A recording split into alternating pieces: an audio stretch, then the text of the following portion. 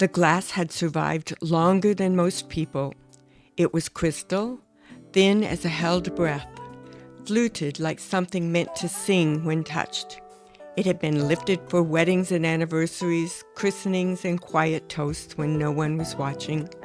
It had endured careful hands and careless ones, cupboards and cardboard boxes, attics that baked in summer, and basements that smelled of damp winters.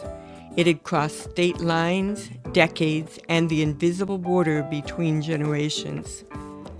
On New Year's Eve, early in the evening, it finally met its end. The young woman holding it was sober, careful, laughing at something unimportant, a small misjudgment, a counter edge, a twist of the wrist, and the sound came. Not loud, not dramatic, just a sharp, clean note like punctuation at the end of a very long sentence. For a moment, time slowed, the kind of moment where a thought forms fully formed and emotional before reason can catch up. Oh no, that glass! 70+ years of survival undone in a blink. But then the moment passed, as moments do, and another thought followed, quieter, steadier. The original owners were gone, so were the ones who inherited it. Lives full of love, mistakes, arguments, reconciliations, entire universes had ended while the glass waited patiently in a box.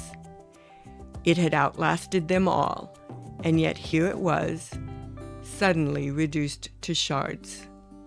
The young woman looked devastated. She kept apologizing as if she'd broken something irreplaceable, as if she'd cracked open history itself. She didn't know the story. She only knew she was the one holding it when it broke. And that, oddly, seemed to matter more than the glass.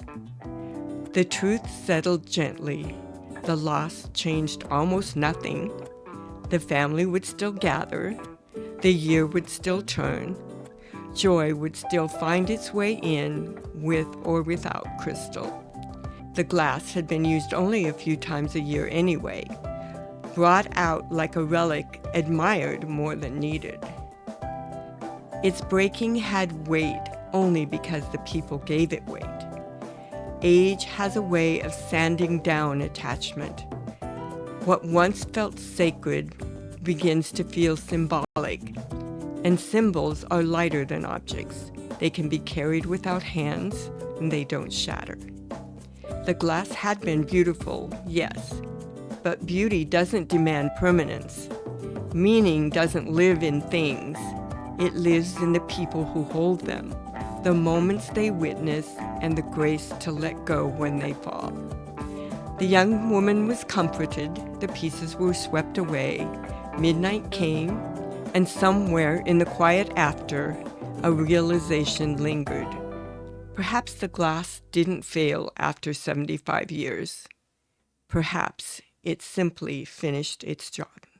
This has been Savvy Tech Grandma. I hope you enjoyed the broken glass story.